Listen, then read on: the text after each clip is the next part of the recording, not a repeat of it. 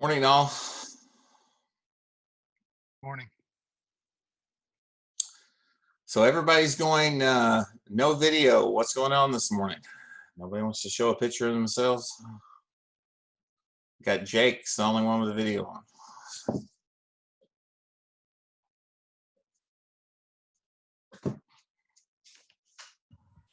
Do we have to have our videos on? I'm doing distant learning with my kids too, and so they're back and forth asking me questions too. No, you don't. Okay. So that's absolutely not required. It just it always makes me wonder: are you really there, or you just have the recorder running? And so required, no. All right, we'll give it a minute or two, see if a couple more people log in. Anybody have any questions while we're everybody get lab figured out?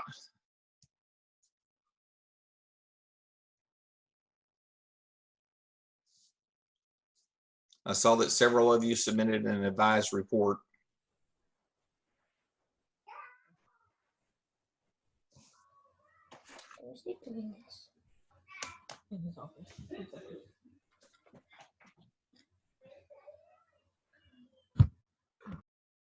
All right, Seth's with us.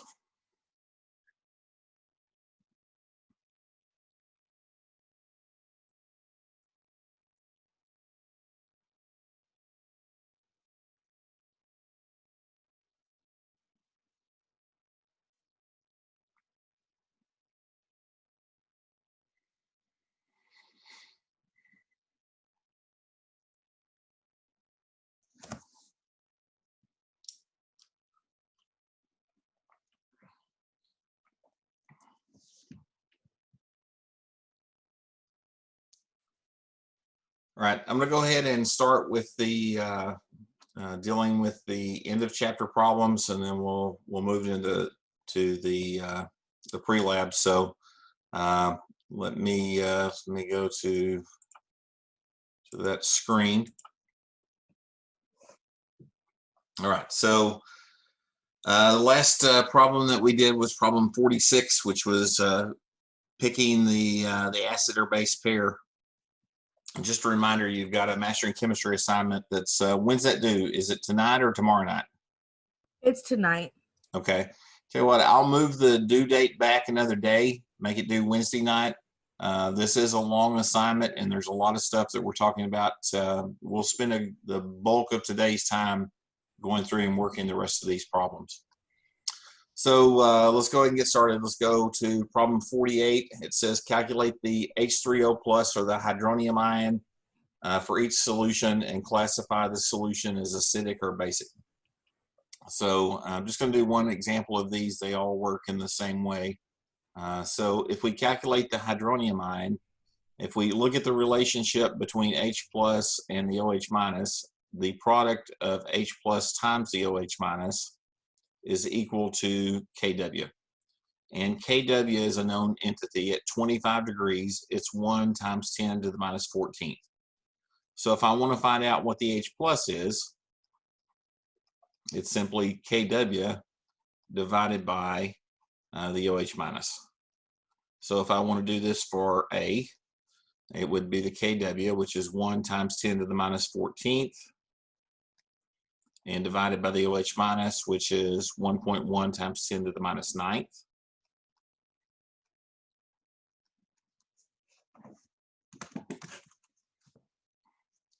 And everybody in my family has to have their own calculator, so I reached to grab 2 wrong calculators before I actually get mine. And I get that it is 9.09, which would round to 9.1 times 10 to the minus 6th molar. So the question becomes that follows that up, is the solution acidic or basic in nature? So that's the next thing to ask. So the way that we determine that is we look at the H plus, and if it's acidic, the H plus is greater than 1 times 10 to the minus 7th. If it's basic, the H plus is less than 1 times 10 to the minus 7th. So which one would this fall in? Acidic or basic? Acidic. It's acidic, yep. So it's that simple to determine if it's acidic or basic. All right, next problem. Any other questions on this one? So all the other ones work the same way. Just some are going to be acidic and some are basic. All right, going on to the next one, looking at problem number 50. Problem number 50 says calculate the H plus or the hydronium ion and the OH minus for each solution. And in this one, it's a little bit different. It gives us what pH is. So the relationship said that pH is equal to the negative log of the H plus. So what we want to do is we want to undo that log function. And the way that we undo that is we have to take the negative antilog of both sides.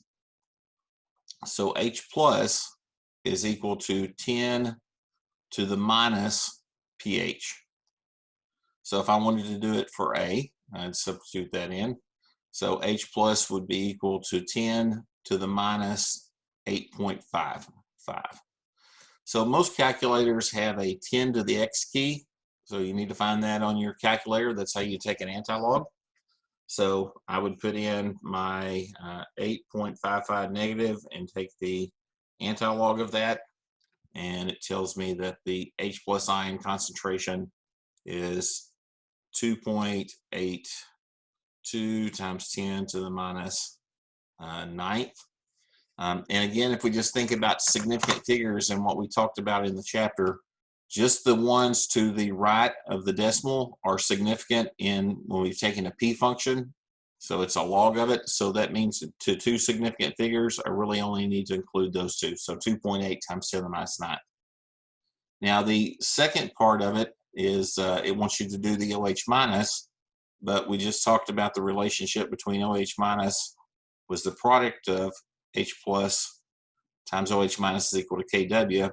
So that means that OH minus is just KW divided by H plus. So 1 times 10 to the minus 14th divided by the value that we just found for H plus.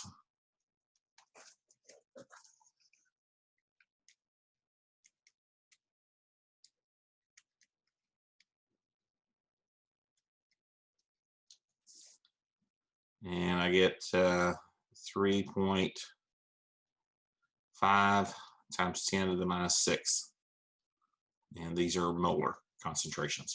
Okay, so that gives us a way to find both the H plus and the OH minus in the system. Okay, question on this one. All right, let's see. I don't think I hit the record, so I'm going to back up for a second and stop the share. It shows that it's recording.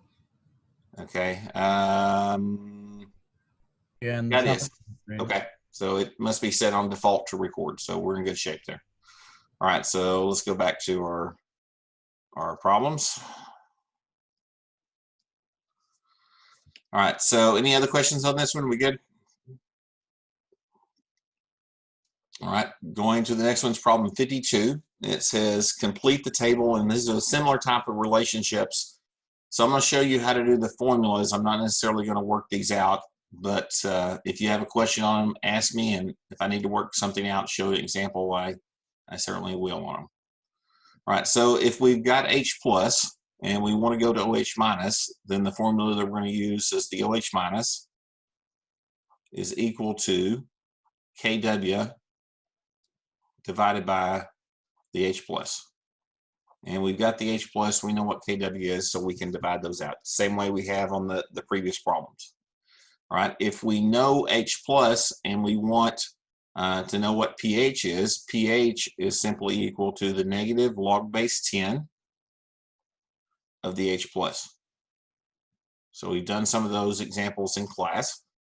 So once we know what this value is and we know to start, we can just simply plug that in, take the negative log of it. It's going to be in the neighborhood of between 2 and 3. So I can tell that by just looking at the magnitude and the numbers. All right, and then the last thing that it asks, what is the solution, is acidic or basic? And you can answer these a couple of different ways. The simplest way, if you've got pH, the most straightforward way to tell is look at pH. If pH is less than 7, that means that it's acidic. If pH is greater than 7, that means that it's basic. And if pH is equal to 7, that means that it's a neutral solution. And those are the three options we have in terms of acidity. Okay, so if I look at this one, it's definitely acidic. So because pH is going to be 2 something. Okay. All right, you use that same type of strategy to answer the other one. So if I were to go back and do the second line on it, just to look at an example of it, if I had OH minus to start with and I wanted to find H plus, now I would just take the KW expression and solve it for the other term. So H plus is equal to KW divided by OH minus. Right? So once I've got that, I've got H plus, everything else works the same. This line would be just like the previous line, like line 1 in the system. And if I had the system like, if I had this guy, I could easily answer this one. This one's slightly basic because it's greater than 7, but then I would need to undo that to find H plus. H plus equals 10 to the minus pH. So I have to take the negative antilog of pH to find out what H plus is. Once I've got H plus, I can do the same way to find out what OH minus is from KW. Okay, do I need to work any of those out in detail, or does that make sense to everybody? I think that makes sense. Okay, that's where if I've got the videos and I see you go up and down, I know we're good. That's what I look for in class. If I got the deer in the headlight looks, I don't know where we're going. So, all right, 58 says calculate the pH of the solution. And when you've got a solution, the first thing you have to figure out when you calculate pH is what is the species. So is it, since this is a chapter over acid base, I'm assuming everything is an acid or base. So I've got to ask myself the question, is it a strong acid? Is it a weak acid? Is it a strong base? Or is it a weak base? So those are the options that we've talked about throughout this chapter. And then we also talked about some salts. Could it be a neutral salt, or could it be a salt that had these conjugate acid-base properties with them? But if I look at these and figure out what all of these things are, if I look at HI, what kind of acid is HI? It's a strong acid. It's a strong acid, so it's one of the halogens in the 7A family. The only one in the 7A family that's not a strong acid is HF. So everything else down below it in the periodic table is a strong acid. Perchloric acid, HClO4, is our model strong acid. So it's the strongest. So this one has two things in it. It's got perchloric acid, which we just said was a strong acid, and HCl. What is HCl? Another strong acid. Chloride. That's correct. So both of those are strong acids in the system. And then the last one, D, is a strong acid as well, but its concentration is expressed in a different way. Okay, so to work these problems, they're all strong acids, and the way that strong acids work is that the H plus, strong acids 100% dissociate, is simply equal to the concentration of the strong acid. So if I know the concentration of the strong acid, I know H plus. So if I look at doing problem A, and it wants us to calculate pH, pH is equal to the negative log of the concentration of the H plus. So that's just equal to the negative log of the concentration of the strong acid. And I'm not going to write all these out like this for all of them, just on this first one. So I would just simply put in the concentration that I have. So 0.048. And I've got two significant figures. So when I put that in my calculator, 0.048, take the log, take the negative. I've got 1.318758763. Okay, so but where these two significant figures come into play. So there's two sig figs in this. I go to the right of the decimal two places. So all of these would be trailing zeros. So this was actually round up to a 0 or to a 2.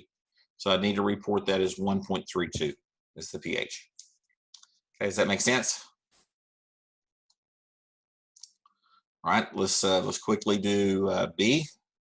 So B, it's perchloric acid. It works the same way. So the negative log of the concentration. So I just put in the concentration. This time I've got a third significant figure. So this has 3 significant figures in it.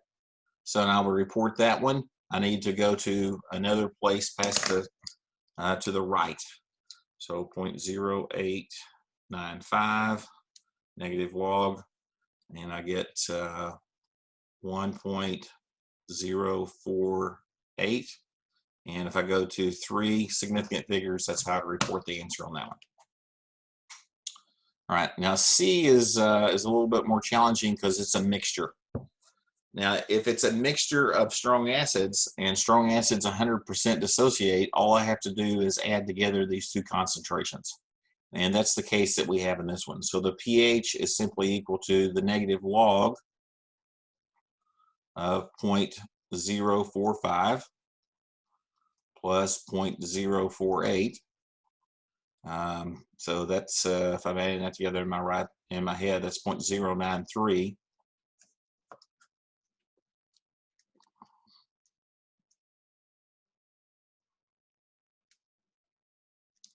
And it is, I take the negative log, I get 1.03. And again, 2 significant figures in this, 2 places to the right of the decimal in the answer. Okay, so the first 3 are really not that rough to do. The third one is a little bit more difficult in the sense that the concentration is provided in a different form. So it tells me the solution is 1.09% by mass hydrochloric acid. So that's the expression of concentration. But if I need to solve for pH, I need to know what is the molar concentration of this guy. So what I've got to do is get this concentration that's in percent. So on D, it's 1.09 grams of HCl per 100 grams of solution. So if we think about percent by mass, that's what that means by definition. So I need to get that into molarity. So I need to get it moles per liter. So if I look at hydrochloric acid weighs 36.46 grams of HCl per 1 mole of HCl. So I've got the moles. Now I need to figure out and get the grams of solution into liters. So the way that I do that is I use the density function. So the density is 1.01 grams per milliliter. So 1.01 grams of solution per a milliliter of solution. And finally, the last thing I'm going to do is take milliliters and convert it to liters of solution. All right, before I even do the math, I'm going to make sure the units cancel. Grams HCl, grams of HCl, grams of solution, milliliters of solution. I'm left with moles over liters. That's molarity. So that's the answer that are the units that I want to have. Okay, so this is going to be something molar HCl. All right, we'll fly it out. All right, so 1.01.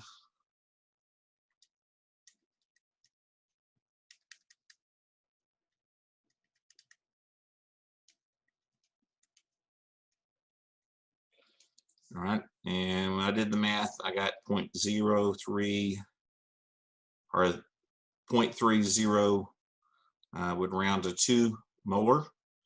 So now if I'm going to take the pH of that, pH is negative log of that concentration.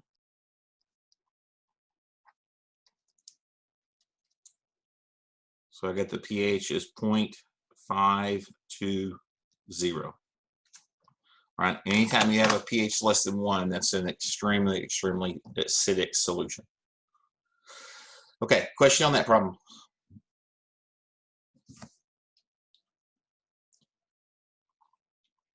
All right, let's keep rolling through these.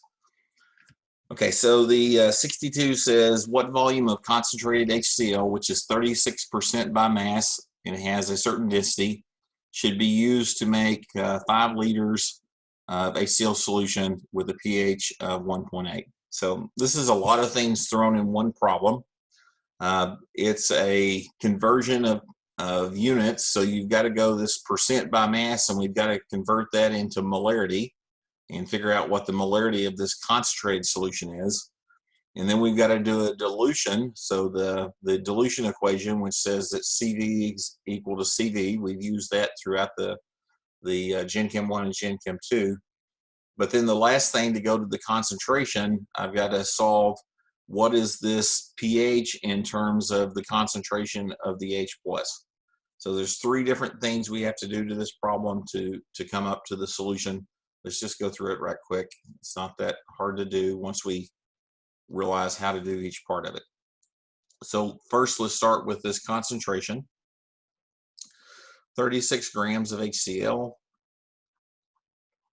per 100 grams of solution. Again, the same way that we just worked the previous one, HCl weighs 36.46 grams of HCl per mole of HCl. The solution has a density, on this case, it's 1.179 grams of solution per milliliter solution. There are 1,000 milliliters per liter. And just look at my units quickly. Grams and grams of solution cancel out. Grams and grams of HCl cancel out. Milliliters and milliliters. I've got moles of HCl over liters of solution, and that's molarity. That's where I want to be. Okay, so I'm going to figure out what that is.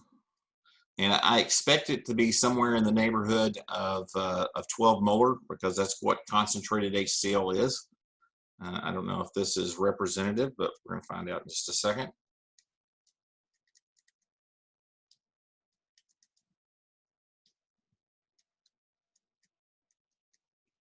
And it is. So this one comes out to 11.64 molar. Okay, so now I know the molar concentration of this concentrate solution. The next step I need to do is I need to know what pH do I want to have in this diluted solution, or what is the hydrogen ion concentration in this diluted solution. So I want to know what that is. So I'm going to take and solve for the hydrogen ion concentration by taking the negative antilog of pH. So it would be 10 to the minus 1.8.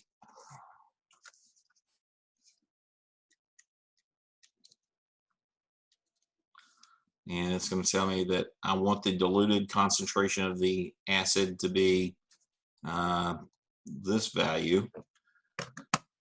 But if I look at the reality of it, I've only got one place past the decimal. So it's really saying that based on the information I have, it's one significant figure. I'm at least going to go out and calculate to 2 significant figures, because I don't think that's what the authors meant to do. All right, so if we look at this, represents the diluted concentration of the acid. All right, and this represents the concentrate. So we want to apply this to the dilution equation. So the way that we would set it up, we know the concentration of the concentrate. It's 11.64 molar. What we want to do is we need to find out the volume of it we want to use. If we want the concentration of the diluted to be this value that we have, and we know the volume that we want is going to be 5 liters. And I'm going to go ahead and write the 5 liters in terms of milliliters, just so that it's a larger number. Otherwise, this volume term was going to be a smaller number. So if we want to find out what the volume would be, we're just going to divide this both sides by the 11.64. So that's going to give me the volume, and these are both molarity terms. They would cancel out. So this is going to give me the units in milliliters for the volume that I would need of that concentrate.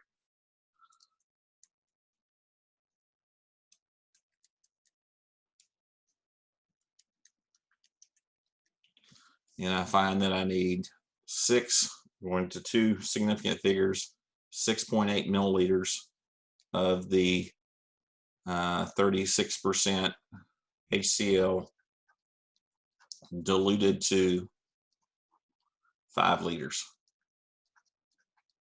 Right? And that is a pretty standard type of calculation that we do in chemistry labs.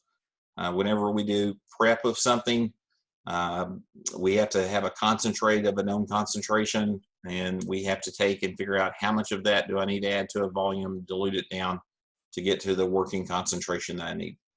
So that's something I would expect you to be able to do going forward in chemistry. All right, any question on that problem?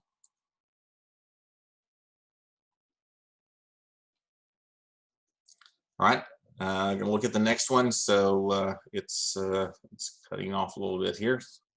Let's see what's at the bottom of the page. Okay, nothing that matters. So let's see if I can drag y'all up here so I can see you better.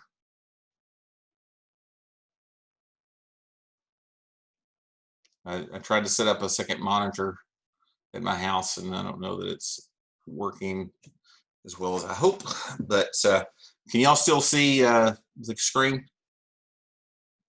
Yeah, I can still see it.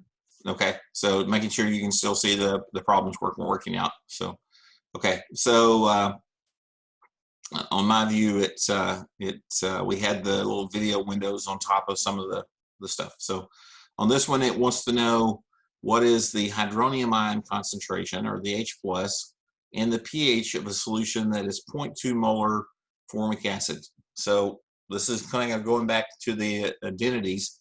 We know that it's an acid, but the question we have, is it a strong acid or is it a weak acid?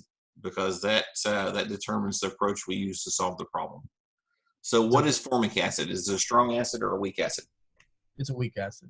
It's a weak acid. And if we didn't remember that for sure, if we have the tables given to you, which you're going to get this for the test, the tables of the weak acids, we could look at the value and see formic acid is in the list for weak acids. So, and it has a Ka value of 1.8 times 10 to the minus fourth. So that confirms to us that it is a weak acid. So we know its Ka is equal to 1.8 times 10 to the minus fourth. Right, so we want to know what is the H plus. So the simplified equation we use for is this guy down here. Is called the simplified quadratic for a weak acid. It simply says H plus is equal to the square root of Ka CHA. So we just said that Ka is 1.8 times 10 to the minus fourth, and the concentration is given. So it's 0.2 molar. So we just multiply those out and take the square root.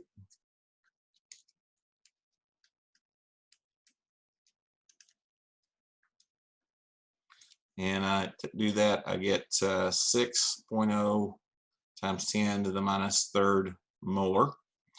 So to use the simplified equation, the way that we really need to check and make sure that things work is we need to check with a 5% rule. And we need to see if this ionization is more than 5%. So the way that I ask the question to myself, I say, is H plus greater than 5% of the original concentration? So 5% is 0.05. The original concentration is 0.2. So when I multiply those together, this is 0.006. This is 0.00. Nope, we gained a decimal. It's 0.01. So it's close, but it's not greater than. So if it's not true, that means that this is a valid assumption to make. All right, so we got now the first part of the question, what is H plus? The other part of the question, what is pH? So we just take the negative log of that value of H plus.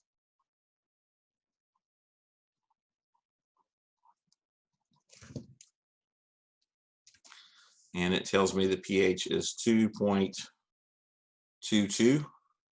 And the reason I rounded at 2.2 is I have 2 significant figures in this term, 3 significant figures in this term. So the weakest link rule is that the H plus is really only governed to 2 significant figures. And that translates into our 2 significant figures when we take our P function or the pH of it to 2 places to the right of the decimal. Okay, question on 64. All right, so let's look at the next one. So similar type problem.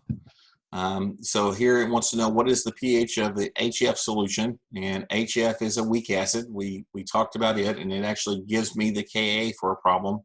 Anytime it gives you the Ka for a problem, it's implying that it's a weak. Unless it has Ka is equal to strong, then that tells you it's a strong acid. So it says make sure that that you're not making the assumption that X is small. So it's kind of giving you a warning that that maybe these are not going to work with the simplified formula. So still we want to try it with the simplified quadratic and see if we can do the equation. So H plus is equal to the square root of Ka, which is 6.8 times 10 to the minus 4th, times the concentration, which I'm just going to go ahead and start with the first one, which is 0.25. So throw my numbers in. So 6.8 minus 4th times 0.25 equals square root, and I get 1.30 molar. And I check that with the 5% rule. I need to ask myself the question, is the H plus greater than 5% of the original concentration? So H plus is 1.30 versus 0.05 times the original concentration, which is 0.25. Now this one may be pretty close.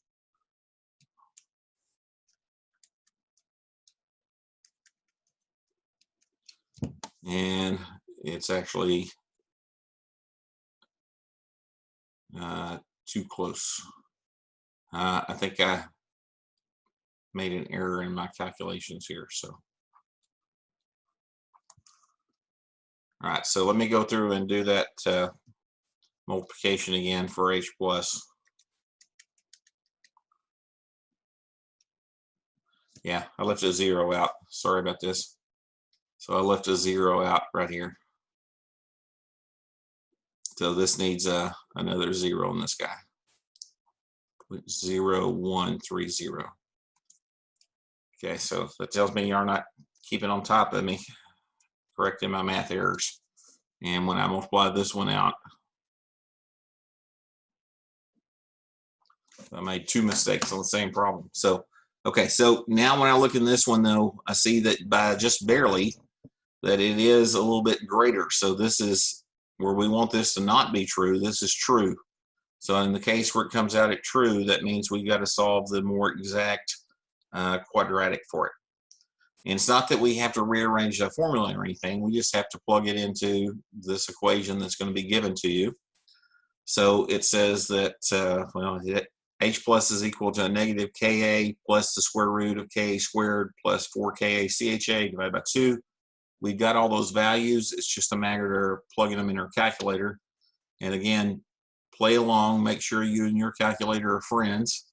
See if you can come up with the same number that I do. I'd like for somebody just to confirm my number. So a negative Ka plus, then I'm going to take the square root. Ooh, line kind of dipped there. I've got Ka squared, so 6.8 times 10 to the minus 4th squared plus 4 times, and this is going to be in parentheses, Ka times Cha, which is 0.25 for this one. And close the parentheses, all that's under the square root, and divided by 2. All right, let's see how many different answers we get if we try to do that. So y'all try to do it too.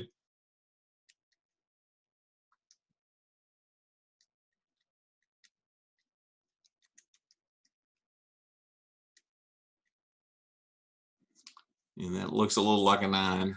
It's a 4.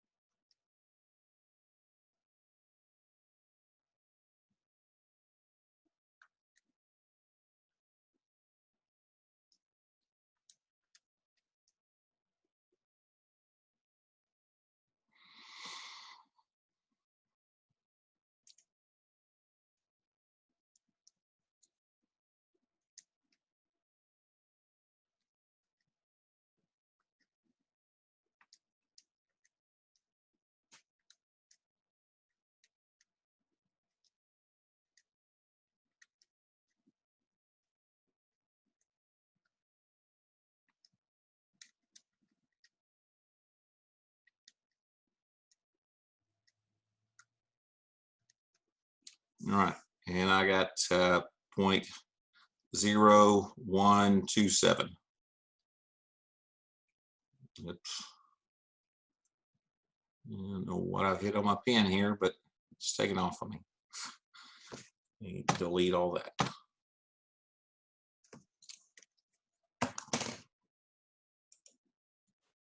All right, try that again.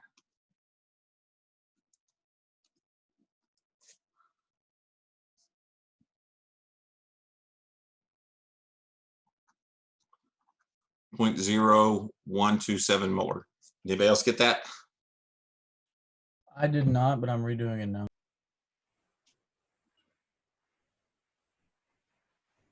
I got 0.0130. Okay, now that's what I got when I got the simplified quadratic up here. So this formula. But when I put it into this equation, so, and I realize my writings doesn't look perfect in the screen. So this is 6.8 times 10 to the minus 4th. And that's what this term is as well. So times 4 times 0.25.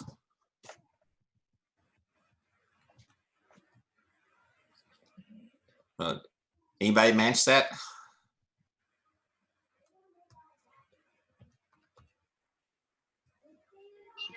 I got it. Okay. All right, so Hannah matched. Anybody else? I think it's a good number. And again, this is where you just got to play with the order of the operations on your calculator. And every calculator is different, but you need to be able to crank through that and get that number out of it.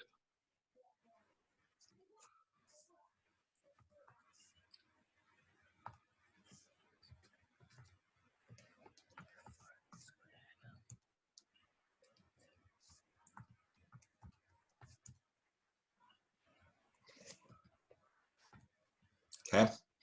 So once we've got this hydrogen ion concentration, if we want to find pH, pH is simply to the negative log of that hydrogen ion concentration.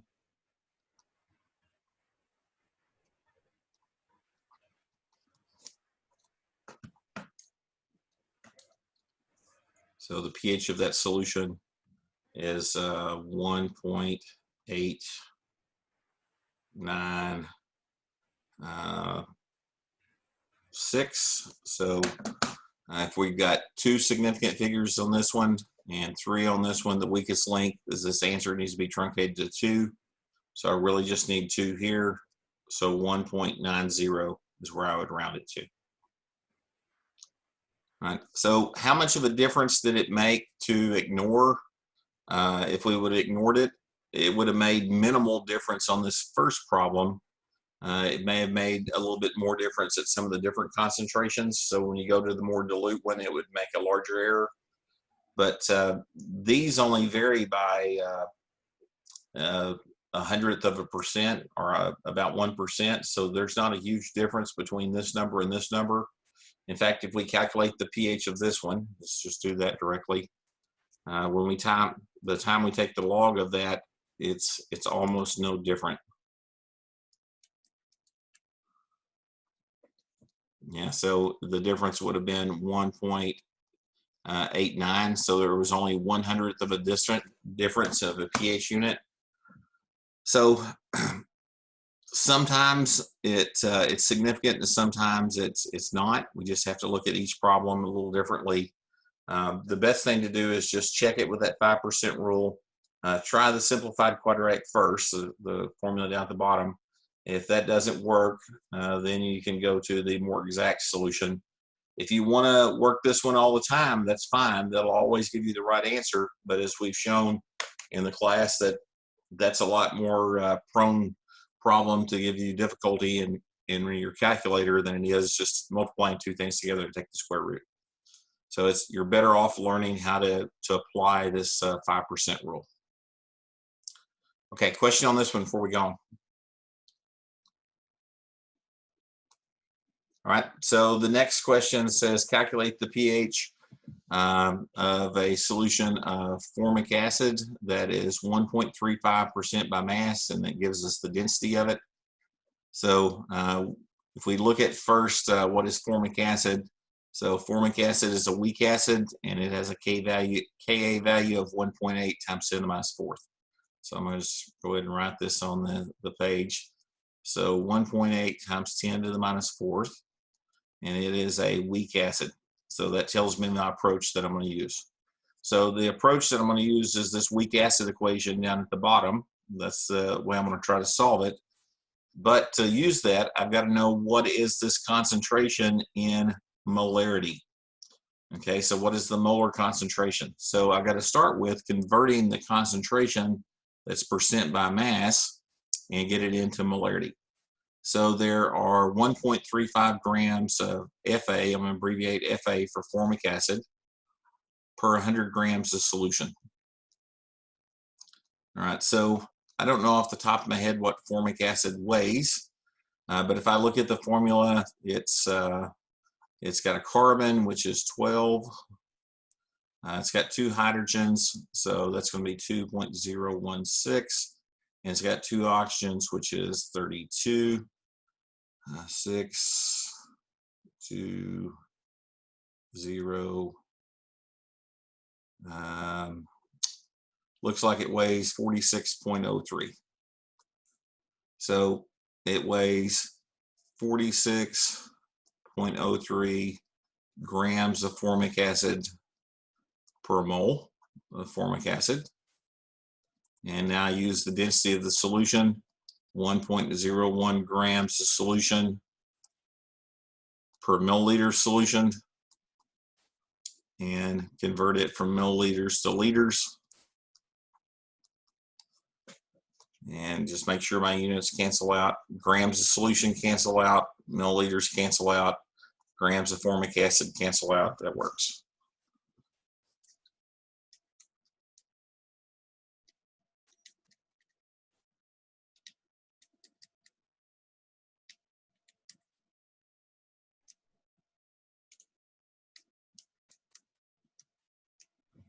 Okay, so this solution comes out to have a molar concentration of 0.2962 molar formic acid.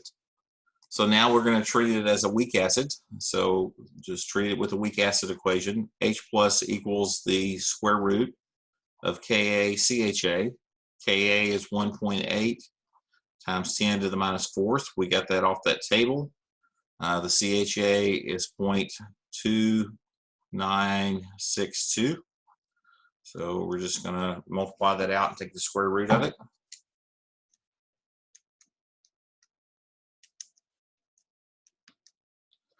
And I get 7.30 times 10 to the minus third molar. So if I want to check that with the 5% rule, so see if that's a valid or if I got to use the more complex one, the question I'd have is the H plus greater than 5% of the original concentration.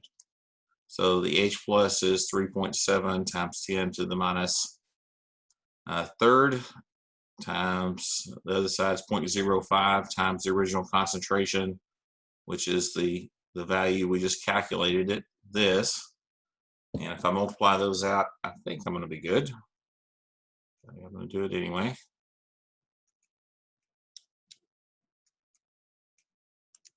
About a long shot. So this multiplies out to be 0.0148. So this is definitely the larger term. So this means this is not true, which means that we don't have to solve the quadratic. So this is the valid.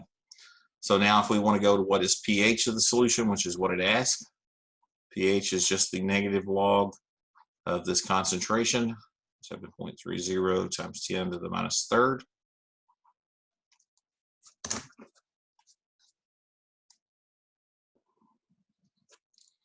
And the pH of that solution is 2 point, and going to two significant figures because that's what I have in Ka.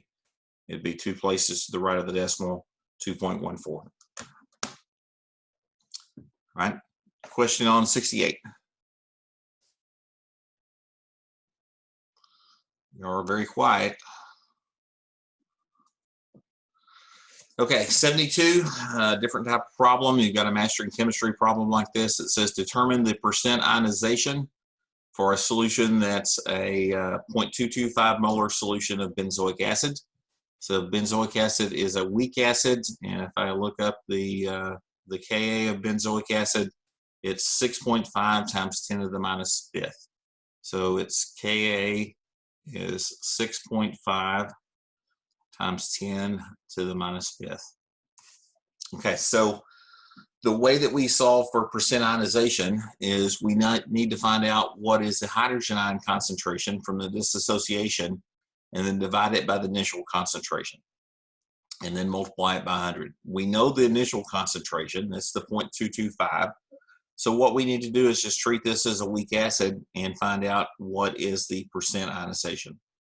So the percent are the hydrogen ion concentration. So treating it as a weak acid, H plus equals the square root of Ka, which we said is 6.5 times 10 to the minus fifth, times the initial concentration, 0.225 molar. And once we've got that, we get that the value is 6.5 fifth times 0.225 equals, take the square root, I get 3.82 times 10 to the minus third molar. And you can check this with the 5% rule and show that it's okay. I know this one is going to be one that's valid. When you start learning how to use that 5% rule, you start to look at the relative ratio of the concentration of the weak acid to that of the Ka value, and anytime they're separated by 3 orders of magnitude, that's your clue that it's always going to be valid. But you can check it with yourself for yourself to verify that it works. Just in the interest of time, I'm going to go forward with that. So the percent ionization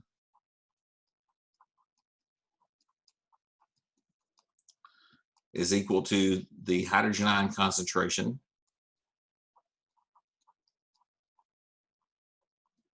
divided by the original concentration of the weak acid, and then times 100 to get it as a percent.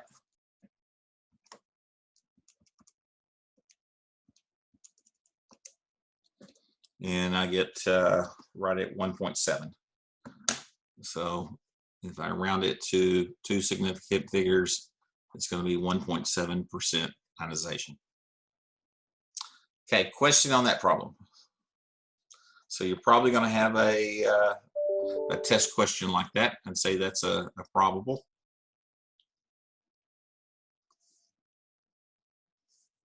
We good? Yeah, I get that. I get that. All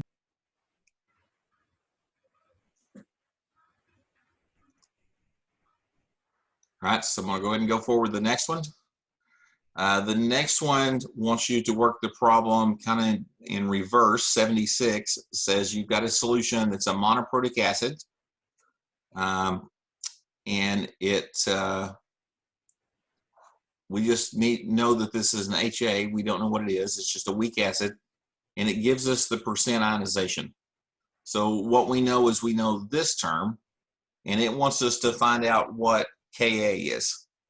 So the way that we're going to approach doing this is we know the original concentration, so we know this term of it, and we know what this percent ionization is. So we're going to use this to solve for what is the hydrogen ion concentration. So if I rearrange this just a little bit, so if I want to solve for this variable, so this is I'm going to call this the PI, the percent ionization. I need to take the 100 and put it down here on the bottom. So the 100 is going to go on the bottom, and the initial concentration is going to go up here on the top. So this is going to be the concentration of the HA initial. And that's going to tell us what is the equilibrium concentration of H+. All right, so the concentration of H+ is going to be equal to the percent ionization, which is 0.59%, and then times the initial concentration, which is 0.085, and then I'm going to divide it by the 100 just out of the formula, and that tells me what the H+ ion concentration is. All right, so 0.59 times 0.085, and then divide it by the 100, and it tells me that the roll button on the calculators didn't tell me anything.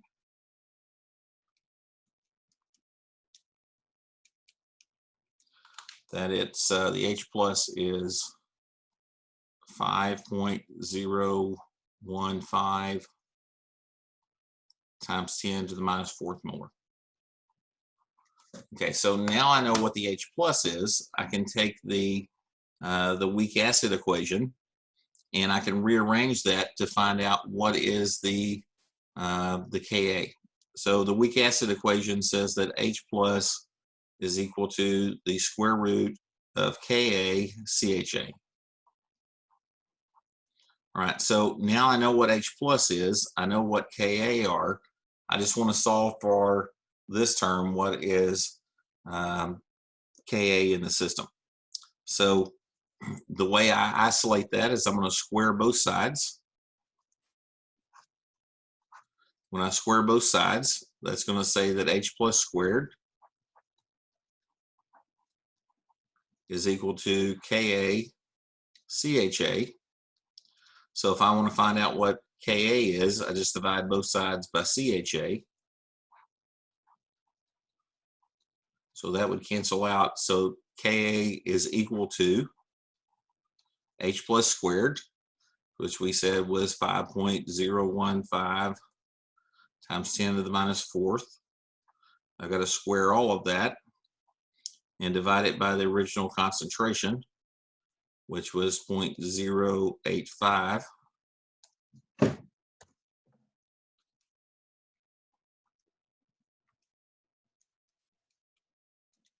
And I see that, or the value it gives me is that it's 2.96 times 10 to the minus 6 is the value that I get for Ka. And I'm curious, I don't know if that's going to match anything in our table or not. So if I go back and look at the table and see, is there anything right at that value? There's not anything that matches as one of the things in our table. So this is either a different acid or it's a purely hypothetical. I don't know what the substance is supposed to be. So sometimes we take and measure the pH and we go back and solve for what is the Ka. So that's actually one of the things that we'll do in the lab this week is we'll look at the relationship between what we get with theoretical and what we get with the actual values in the lab. All right, problem number 78 says calculate the pH and the percent ionization of the following weak acids given the Ka values. So this is very similar to the problem that we just worked. So this is just like this problem. So do we need to, y'all want me to do one of these, or are you good with it? Y'all guide me on this.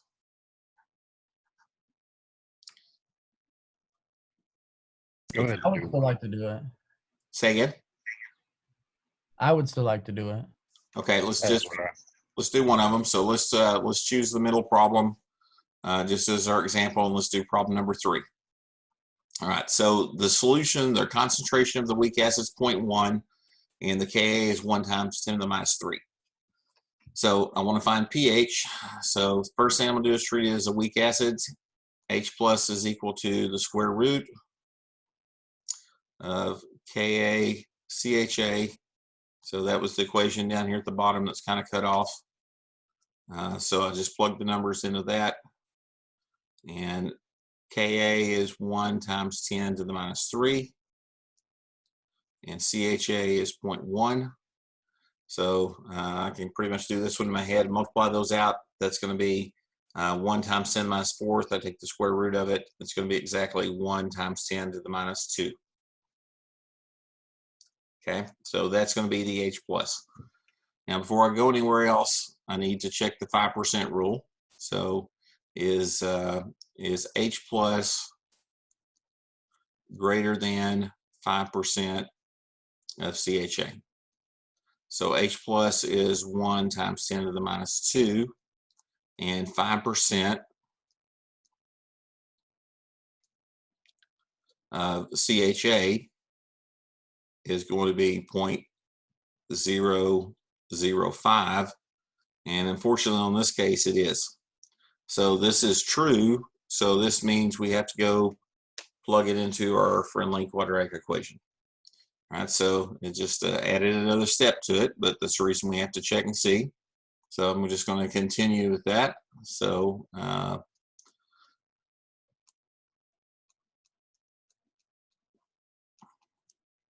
Ka, so this is another one for you to try on your calculator. It's a negative Ka plus square root of Ka squared. So Ka is 1 times 10 to the minus 3 squared plus parentheses 4 times Ka.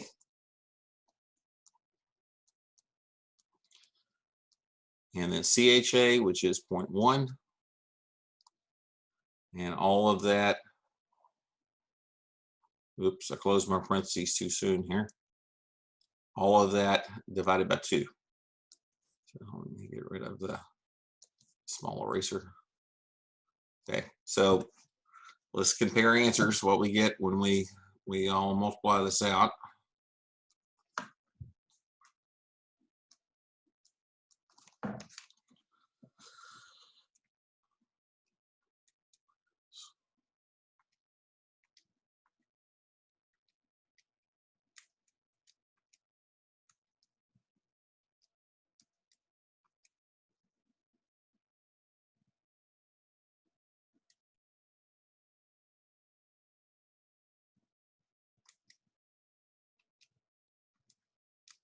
I got 0.0095. And I get the same answer. And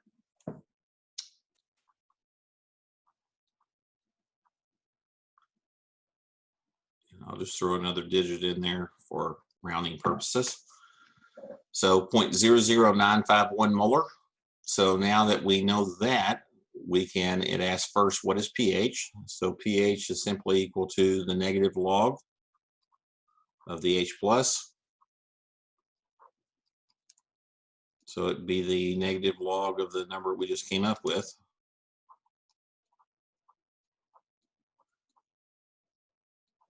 And off the head, before I even do the math, I can look at that as pretty close to 0.01. If it's 0.01, that would tell me that it's a pH of 2. So this should be something a little bit less than, or a little bit greater than pH 2. So we'll put it in the calculator, and I find out that the number is exactly that. 2.02 is my pH in the system. Okay, so the last part of the problem wants to know what is the percent ionization. So our formula that we use for the percent ionization is that it's the H+ ion concentration divided by the concentration of the HA initially, and then times 100 as a percent. So the H+ was our 0.00951. The initial concentration of the acid was what was given up here. It's 0.1. And then times 100 to get it as a percent.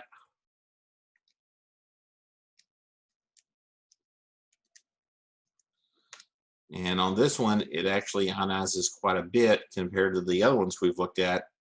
The percent ionization is 9.5%. Okay. So question on this one. So we're not adding anything new to working these problems, but we've got to put all the little pieces together, and that's where the critical thinking becomes critical. And it's just absolutely critical that you work as many examples as you can to try to fill in the gaps for yourself, so this becomes intuitive on what to do. All right, so let's look at the next one. Calculate the pH of the following mixtures. I'm just going to talk about this one briefly, and then we'll do a couple of examples. Again, whenever you're dealing with working these problems, the first thing that you've got to figure out what to do is what is the identity. Okay, so if I look at each one of these acids, I need to figure out what type of acid it is. Okay, so this first one is HNO3, that's nitric acid. That is a strong acid. All right, so, and if I look at the other thing that's in that mixture, the HH7, H5, or HC7, H5O2, let's see if that's in my table. That is benzoic acid, and that's definitely a weak acid in the system. So it's a mixture of a strong acid and a weak acid. So whenever you have a mixture of a strong acid and a weak acid, what happens is it's like the weak acid's not even there. Okay, so it would just be the measurement of this system, or the pH from that one. All right, now the next one is a mixture of HBr and HClO3, or ClO4, which is perchloric acid. And we said that was a strong acid, but we also said a few minutes ago that HBr is a strong acid. So in this one, we're going to have to add them together, and both of them contribute. The tougher one to do in the problem is the one where they're both weak acids. So HF is a weak acid, and if we look at this one, this is phenol. It's also a weak acid. So what we have to do is compare the strengths of the weak acids to see which one is the strongest of the two, and then the strongest controls pH. So going and looking at those two, HF is 6.8 times 10 to the minus 4th. Phenol is way down here at 1.3 times 10 to the minus 10th. So by 6 orders of magnitude, HF is the strongest, so it would be like this weaker one is not even present. So this would dictate pH. All right, so if we look at the last pair, they're both weak acids, and it's the hypochloric acid and the formic acid. So if I look at those two, the hypochlorous is 6.8 times 10 to the minus 8th, and the formic is 1.8 times 10 to the minus 4th. Even if I look at that pairing, they're separated by 4 orders of magnitude, or 10 to the 4th. So by far, the formic acid is the strongest. So it would dictate pH, and it'd be like the hypochlorous is not there. So on doing number A, if I wanted to calculate the pH of it, the pH would simply be treating it as a solution of the just nitric acid. All right. If I wanted to do B, so the pH would be equal to the negative log of the sum of both concentrations, since they're both strong acids. So I'd have to add both of those things together and then take the negative log of it. Now, if I go to C or to D, I have to treat them as weak acids. So now H plus would be equal to the square root of the Ka for HF. And we said for HF, it was 6.8 times 10 to the minus fourth. So 6.8 times 10 to the minus fourth times the concentration 0.095. And then I would have to see, is that valid? If it is, I've got H plus, I could go directly to pH by taking the negative log of it. If it's not, I would have to solve the quadratic for it. In a similar way with the one at the bottom, problem D, it's now the formic acid, so H plus would equal to the square root of its Ka times its concentration. So the concentration is 0.1, and if I look at formic acid's 1.8 times 10 to the minus fourth. So I would just plug in the number for its Ka, and I'd have to do the same thing. Is this valid to use the simplified form, or if I got to use the more complicated quadratic? I think all of these, the simplified form works fine for these particular problems.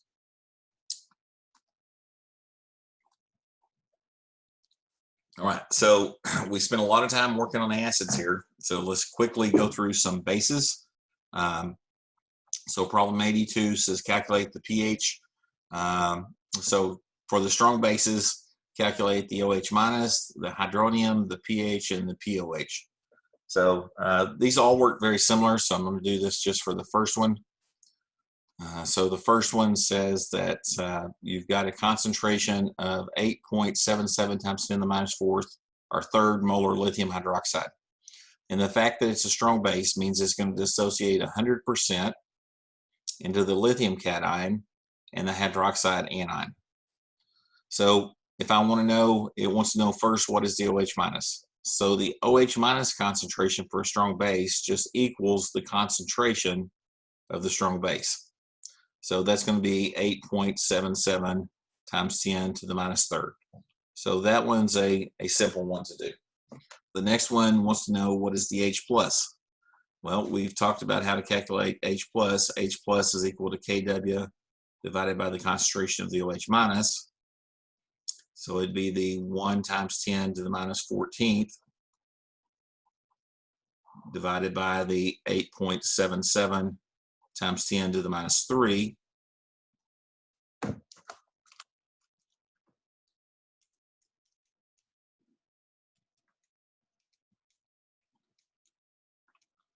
And I get that it's, whoops,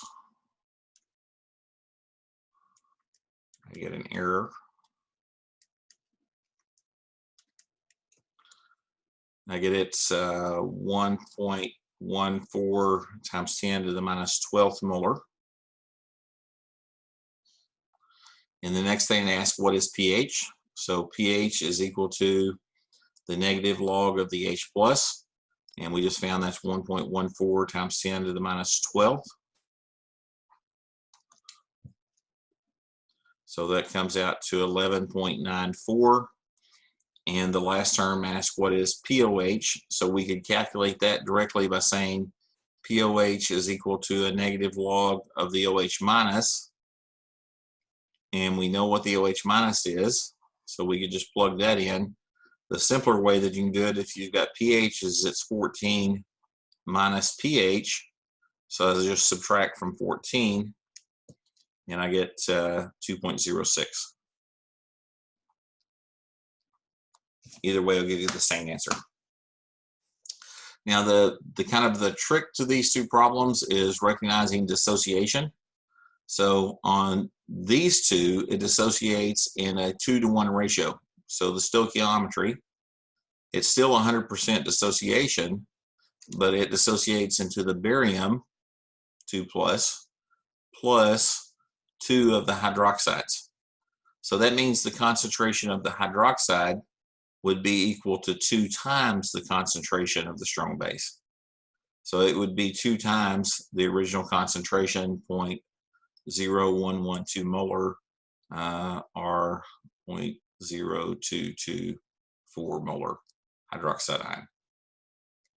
And then once you've got that, everything else applies going down through the calculation. Okay. Question on that one? Hope you are staying with me. This is the reason I like pictures.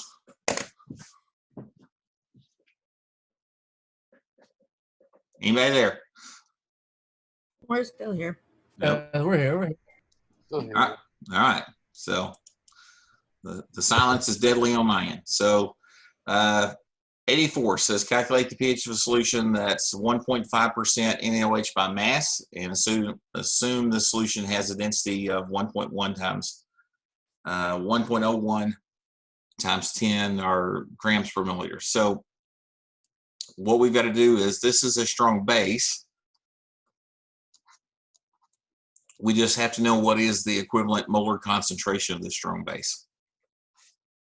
So we need to know the molarity of it. So first thing we do is just do this conversion. So it's 1.55 grams of NaOH per 100 grams of solution. Sodium hydroxide weighs right at 40 grams per mole. And that's just the sodium plus the sodium's right at 23, and oxygen's 16, and hydrogen's 1. So I don't have the exact last digit on there, but this is good enough.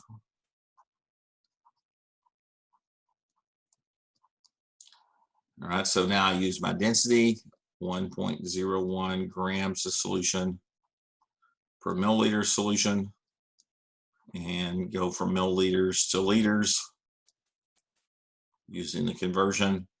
Milliliters cancel out, grams of solution cancel out, grams of NaOH cancel out. I've got moles per liter, that's molarity.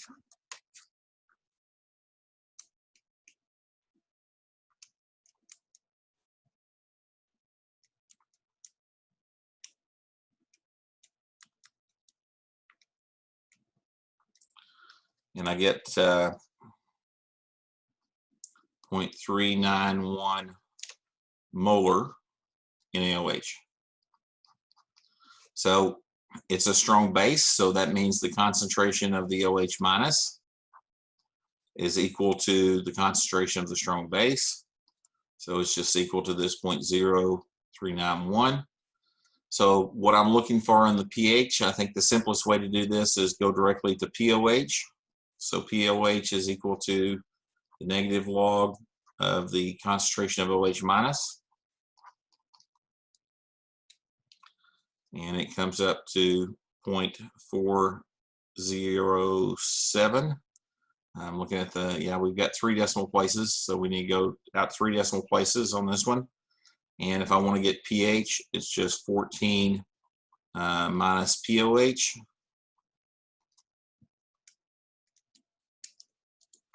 So I would find that pH is 13.593. So again, my 3 decimal places, or 3 significant figures, are to the right of the decimal on this particular problem. All right, so question on that one.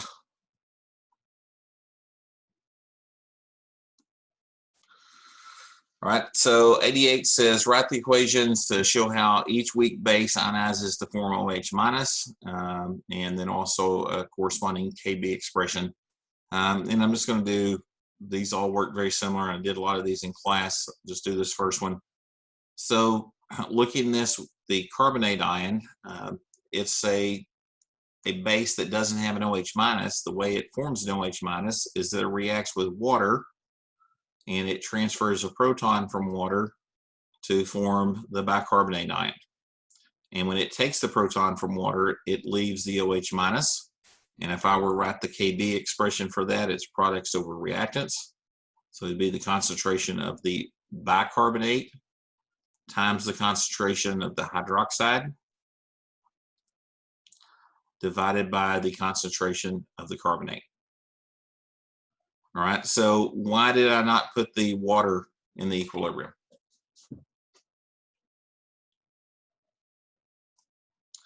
So I've canceled it out. Why is that? Why can I do that?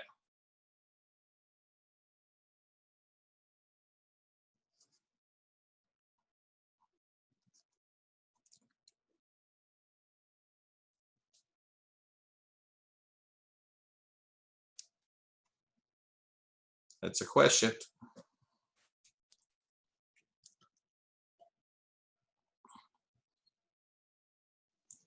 Stab in the Does that have dark. to do with the charge? Say again. Does that have to do with the charge? It doesn't have to do with the charge.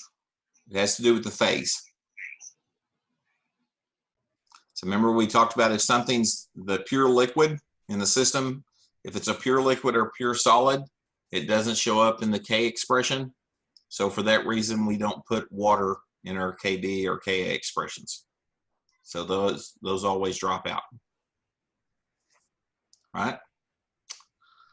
All right, problem number 90 says calculate the OH minus, the pH, and the POH of a solution that's 0.0125 molar or 0.125 molar of the carbonate ion, CO3 2 minus.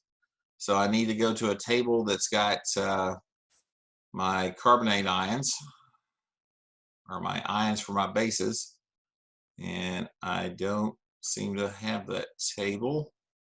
So I'm gonna have to go steal that table out of the notes right quick. So bear with me a second because I missed that. Let me enter a blank page here.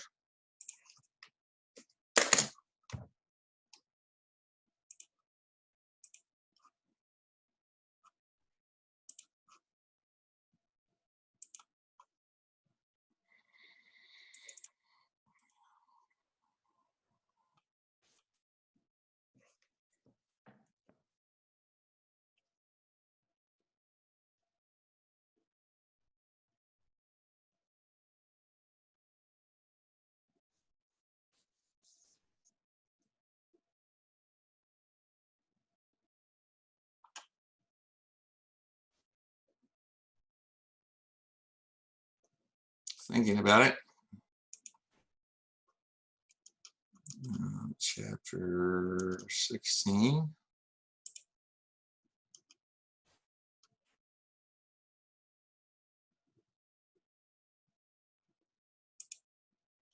It should be in this unit.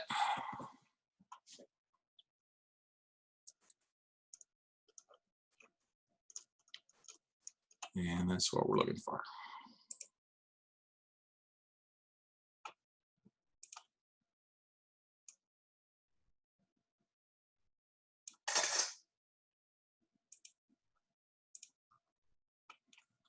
Okay.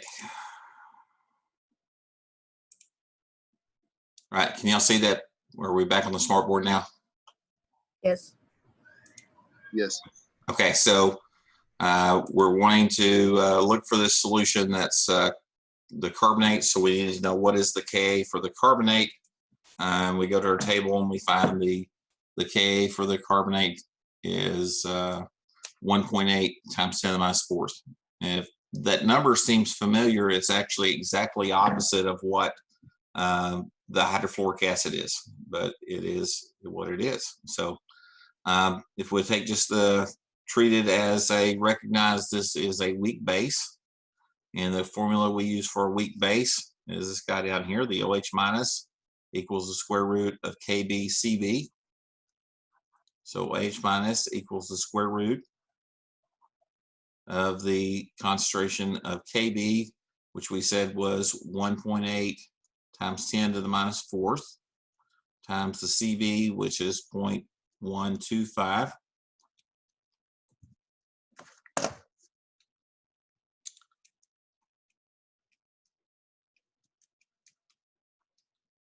And take the square root, and I get 4.74 times 10 to the minus 3rd molar.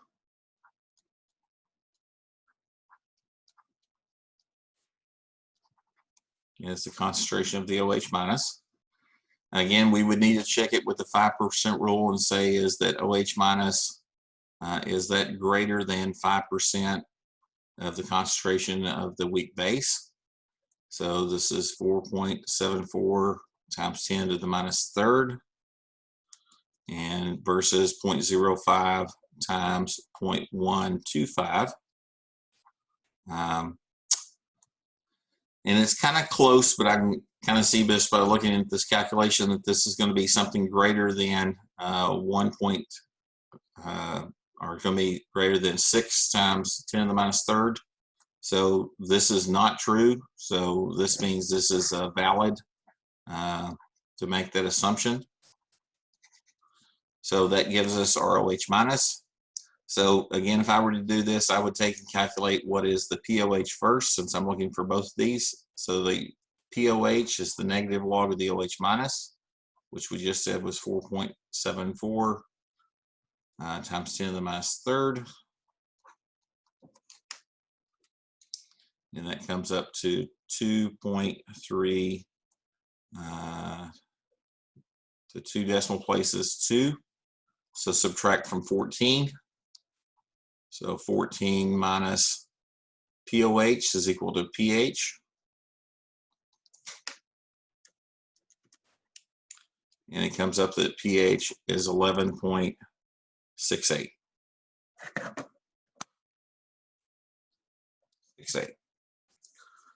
All right, question on that one. And again, these are time-consuming problems. We've spent more time, I think, doing this set than any other set that we've done. All right, so I'm going to show you how to set up the next couple. Just try to get through these so we can go ahead and get our pre-lab done in the time that that I've allowed. All right, so the next one says you've got a concentration, you've got a pH. What is Kb? So the way that we would solve this problem is take pH, convert pH into POH by subtracting from 14. Once we've got POH, we can take and find what is the concentration of the OH minus by taking the negative antilog. So it'd be 10 to the minus POH. So now we can find what is the concentration of OH minus. We can plug that into our equation.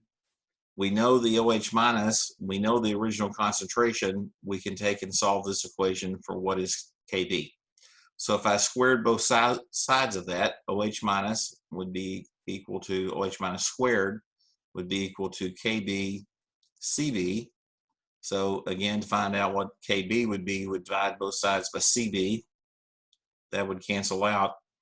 So that gives me a way that I can calculate the OH minus or the Kb once I know what the OH minus is. So I know what the Kb is, or the Cb, the original concentration is the 0.135. So this is just like the problem that we did with the weak acid going forward. All right, so looking at the last couple of problems here. So 96 says determine which of the species would be either basic or anionic, or basic or neutral for the anion. So it depends on, is this species is its conjugate a strong acid or a weak acid? So this is the ion for benzoic acid, and benzoic acid is a weak acid. So this means that this would be, its conjugate base would have some strength. So this would be a basic solution. All right. If we look at iodic, its conjugate acid is HI, and HI is a strong acid. So if its conjugate's a strong acid, it's a neutral solution. Nitric acid is a strong acid, its conjugate. So that means that it's a neutral solution. And if I look at the fluoride ion, its conjugate is HF. HF is a weak acid. So that means that it would be a basic solution. Okay, so it's that simple to determine if that anion has any basic properties. If I look at this one quickly, it's wanting to take those salts and put them in solutions, and wanting to know if those solutions would be acidic, basic, or neutral.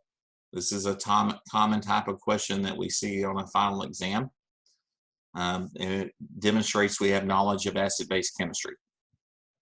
So the first one is this aluminum nitrate. And we talked about aluminum in particular. When it dissolves in solution, it gets surrounded by the water molecules, and those water molecules have a tendency to grab a proton from or a hydroxide from something else. So these highly charged small metal cations make acidic solutions. Okay, so if I look at this this solution, I've got two different things in here. So this would form in solution, would form this is the ethylamine when it dissociates, right? And then plus the nitrate ion. So the nitrate ion is a conjugate to a strong acid. So this is a neutral salt in its component. But if I look at ethylamine, so I'll go back to that table back a couple more, I would find ethylamine in here. Here's the ethylamine, and it's a fairly strong weak base. So that means that this particular species is it's a conjugate to a weak base, so that's going to make it a weak acid. All right, so the fact that it's a weak acid means it's going to be an acidic solution. If I look at the next one, so if I look at this one's going to dissociate into 2 potassiums and plus the carbonate ion. The potassium is the conjugate to a strong base, so that means it's a neutral. And we've just seen a while ago that carbonate can work as a weak base, so this would definitely be a basic solution. If we look at rubidium iodide, both of these would be conjugate to strong acids and strong bases. So for the strong acid or the strong base, this would be rubidium hydroxide. That would be neutral. For the HI, that would be neutral as well. All right, so that's kind of an example of how you work those. Those are some of the trickier problems to do, but it just shows you have to demonstrate knowledge of how to work these types of problems. All right, I'm trying to think of anything here that I think is critical of these last problems. I'll touch on this one for the polyprotics, this last one quickly. So this is carbonic acid, so I'll use this as my example. So if I wanted to calculate the pH for carbonic acid, so what happens is carbonic acid can lose off a proton to form H plus and the bicarbonate ion. And this ionization is described by Ka1. Now, there's a second loss of a proton that can occur, and it can lose the second proton off and form the carbonate ion. And this ionization is described by Ka2. Now, if we go back and find our tables for the Kas, so we've got to go back a little bit to find that. One too many. So carbonic acid. Carbonic acid's not in our list. So I got to go back to our notes and pull that out. I do want to do this one example. So I'm going to go back into our notes, and I'm going to go to polyprotics. And look at this this table that's maybe got some of the common polyprotics. All right, so close that out, and I'm going to copy this over. Oh, I'm just interested in the bottom of it.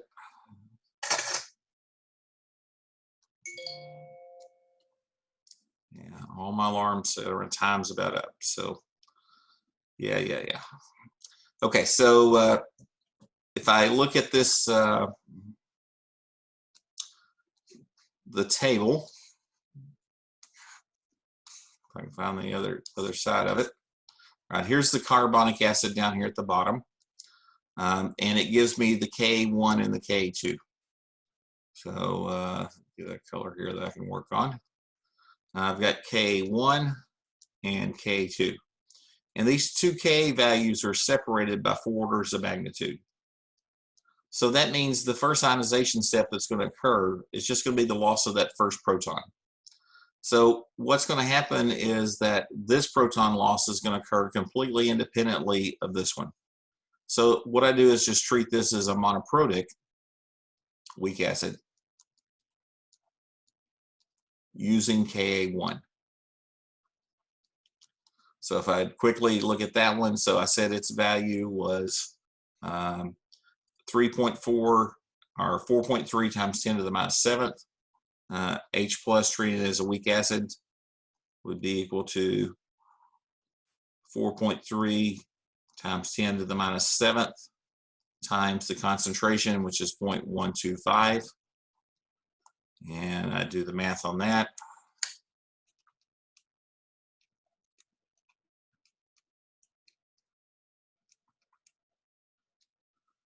And take the square root.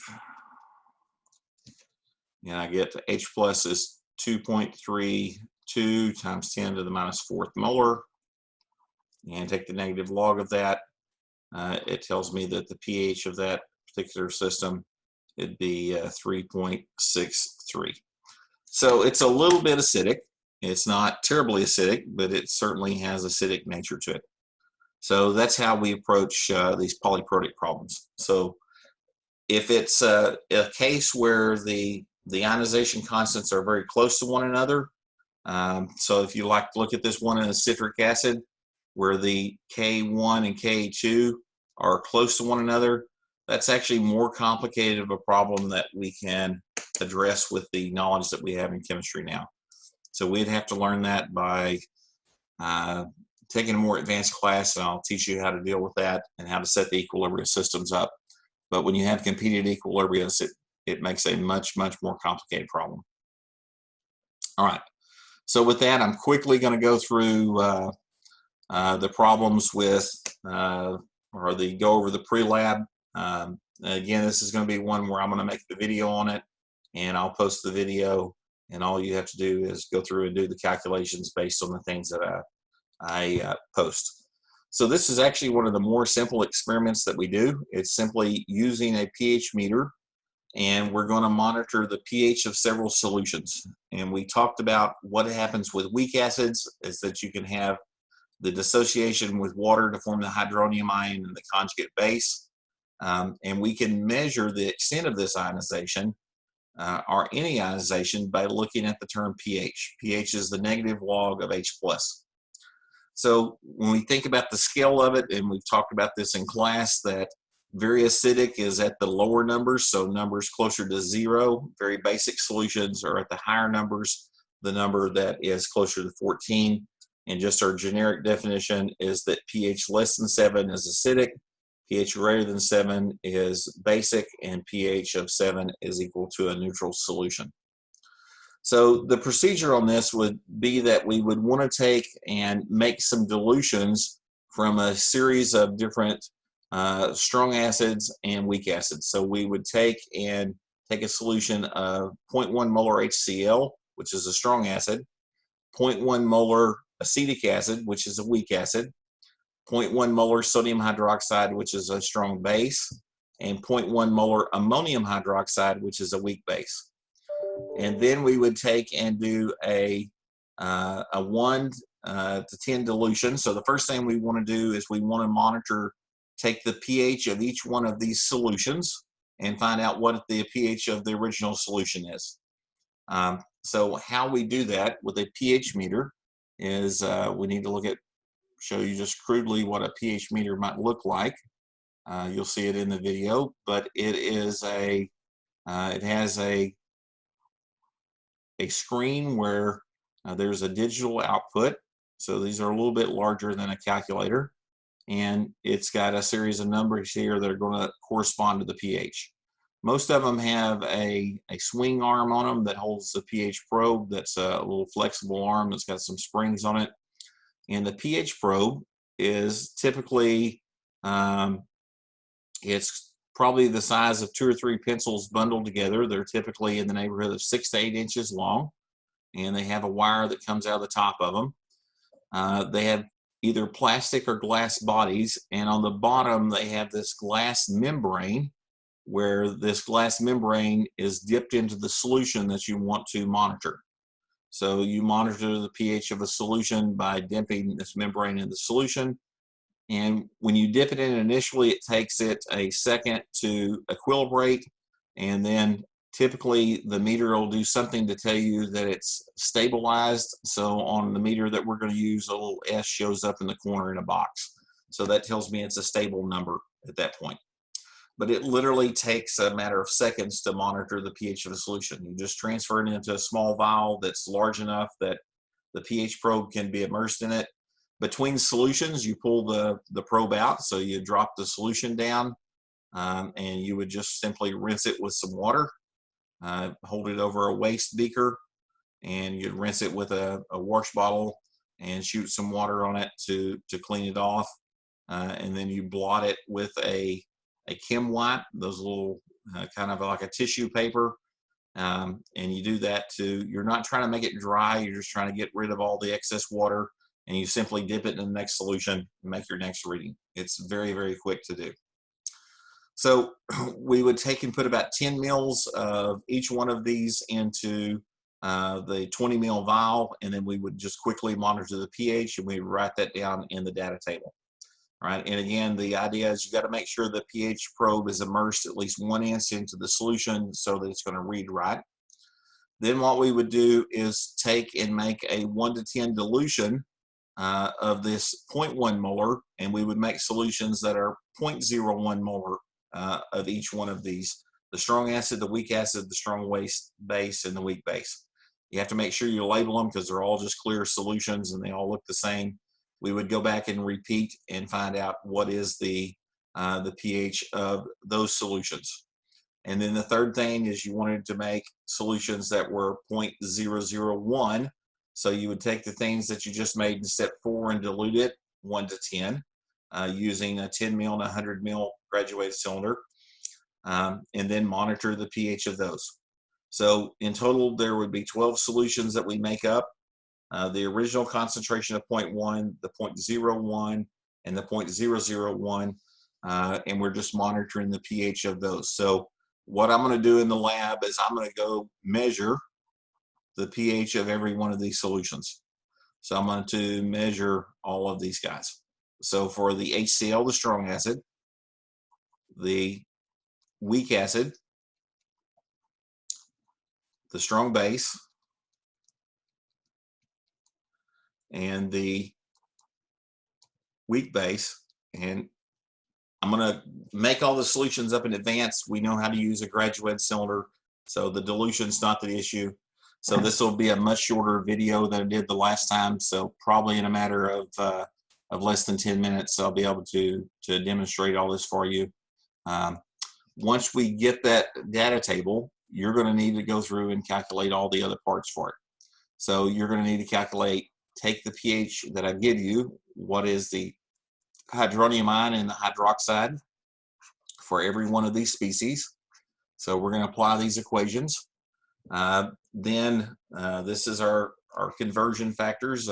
These are the things that we just talked about in our end of the chapter problems, how you do those steps. Then the next thing you need to do is dealing with the weak acids and the weak bases. I want you to compare what is the pH that we get experimentally versus what should it be theoretically. So if we do this, we're going to look at the other side of it. We're going to determine what is the Ka value. So we're measuring the H plus or the OH minus, so measured, all right, or measured. We know the concentration. It's either going to be 0.1 or 0.01 for either the weak acid or the weak base, or 0.001. And then I want you to determine what is the Ka. It's going to be what is the average Ka for the weak acid, or what is the Kb for the weak base. So the only two that we're doing this for are the weak acid and the weak base. So I want us to see how close does our Ka value vary from sample to sample to sample. It should be pretty close to one another.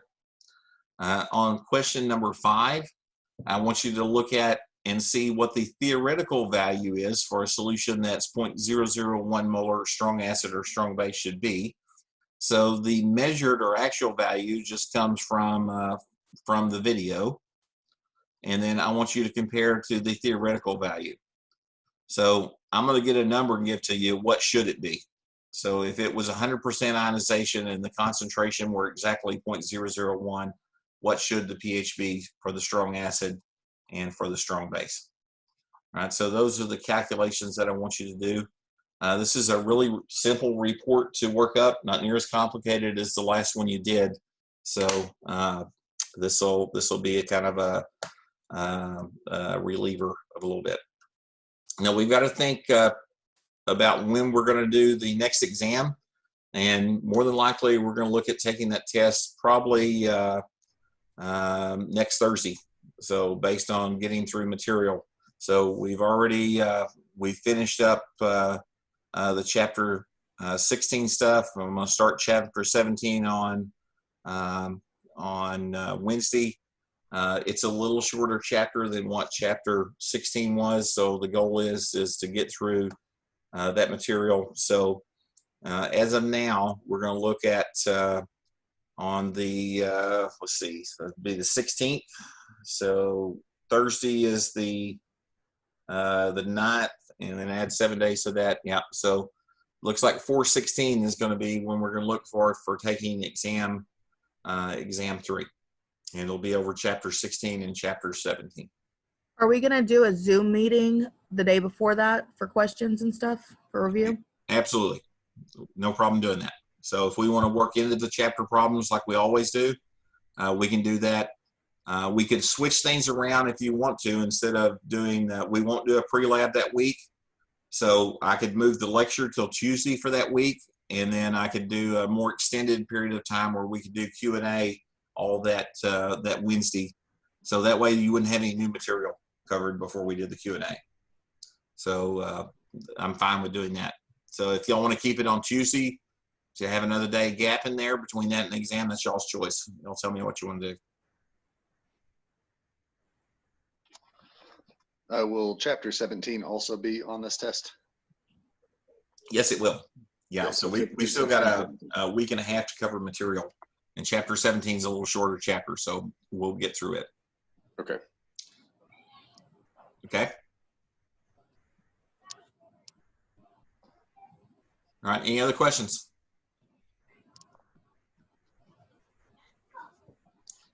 All right, I'll have to figure out my time to go into the school and to make this video, but I'll get the video made and posted sometime on Thursday or by Thursday at noon at the latest.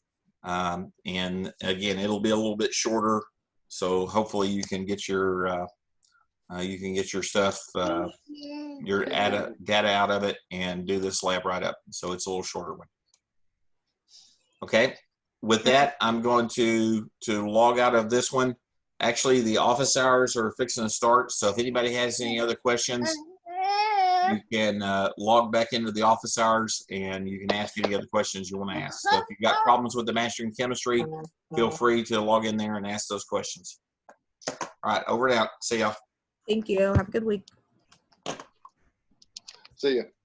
Okay.